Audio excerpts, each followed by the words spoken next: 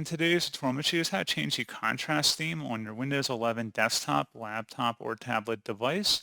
So this should hopefully be a pretty straightforward process here, guys. And without further ado, let's go ahead and jump straight into it.